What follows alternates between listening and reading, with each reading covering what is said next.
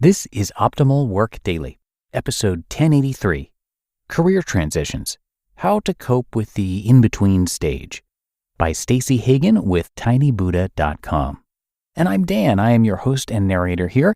Welcome to this Monday edition of Optimal Work Daily, where I read to you every single day from these great blogs talking about all things work-related. And right now we're going to hear from Stacey Hagen. I'll tell you more about her and the site, Tiny Buddha, right after the post. So now let's get to it and optimize your life. Career Transitions, How to Cope with the In-Between Stage, by Stacey Hagen with tinybuddha.com. Quote, "If we are facing in the right direction, all we have to do is keep on walking." End quote. Proverb. If you're a passionate person with goals for your life, you've probably been at the in-between stage more than a few times. This is the stage when you've identified your goals, broken them down, identified steps to reach them, and started on that plan. But you're not yet seeing the fruits of your labor. Ambitious and excited at the goal-setting stage, you embarked on this path with a vision in front of you. Now you're in the throes of it, or maybe waiting on the sidelines for the next step. You are feeling frustrated and stuck, like you're not making progress fast enough. What else can you do aside from A, worrying, B, going over your plan again and again, and C, feeling like a mouse on a wheel? The good news is that if you're at the waiting stage, you've surpassed a major milestone.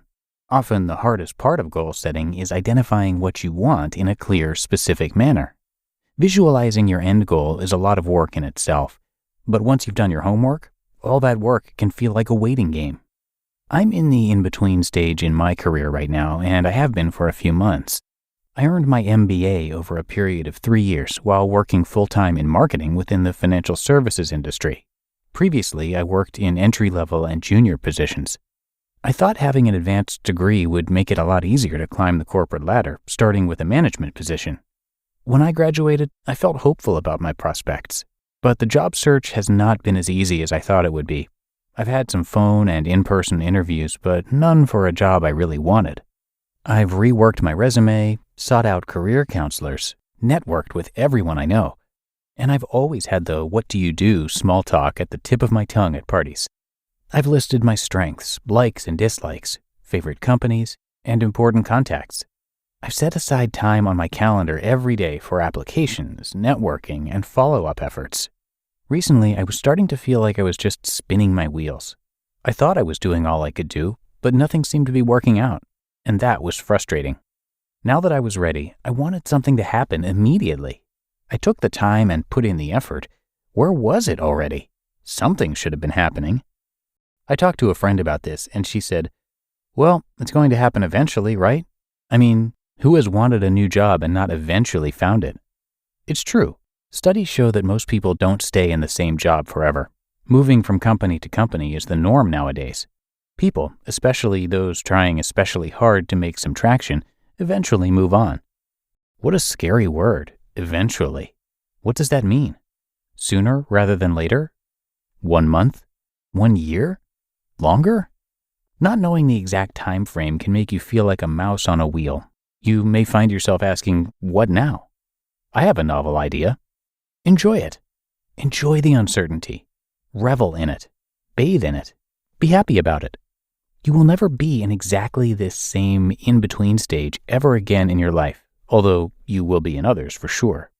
I can hear your disbelief at this Zen-like mentality. Enjoy uncertainty. What does this mean? In one word, it means accepting. Accept the uncertainty, knowing that you've done the planning, you're doing the work, and eventually, there's that scary word, things will come together for you. How do you possibly enjoy the in-between? First off, know that it's the in-between. Know that you won't be here forever. Know that this is a temporary state. Imagine how things will be in your new state, knowing that will come. Secondly, do things that make you happy during this stage. What makes you happy and appreciate life? What makes you feel nurtured and taken care of? What makes you lose track of time and feel carefree? Make a list if you have to. Now, do those things. If you love to run, take time out every day or every other day for that. If phoning a longtime friend makes you feel good, Do that daily. Like weekly manicures and monthly massages? If you can make that happen, sure, whatever it takes. While in between careers, I'm using my time to freelance write, something I've always wanted to do. I've taken up new hobbies such as tennis and golf. I take Fridays off of work while I can to make it a long weekend. I make lunch dates with my friends to get out of the office. I take an afternoon walk to enjoy the view. And most importantly, I keep the faith. At this point, more than ever, you need to believe that you have the power to take yourself to the next step.